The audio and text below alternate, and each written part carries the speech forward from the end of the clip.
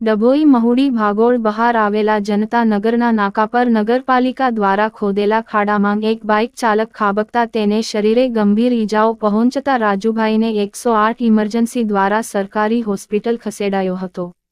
ડભોઈ તાલુકાના વેગા ગામનો રહેવાસી રાજુભાઈ પોતાની બાઇક લઈને ડભોઈમાં કોઈ કામ અર્થે આવતા મહુડી ભાગોળ બહાર જનતા નગરના નાકા પાસે ડભોઈ નગરપાલિકા દ્વારા ખાડા ખોદવામાં આવેલા હતા। આ ખાડામાં સામાન્ય વરસાદ પડવાથી પાણી ભરાઈ રહેલા હતા। બાઇક ચાલક પસાર થતાં દરમિયાન બાઇક ખાડામાં પડી જતા તેઓ બાઇક ઉપરથી ફંગોળાઈ જવાને કારણે શરીરે ગંભીર ઈજાઓ પહોંચતા તેઓને 108 ઇમરજન્સી મારફતે સરકારી હોસ્પિટલ સારવાર અર્થે ખસેડવામાં આવ્યા હતા। ત્યારે કે ડભોઈ નગરમાં સામાન્ય વરસાદ પડવાથી ઠેરે ઠેર ખાડા પડી જવાથી વાહન ચાલકો હેરાન પરેશાન થઈ ગયા હોવાની બૂમો ઉઠવા પામી છે। Reporter Fazal Razak Khatri GPK news.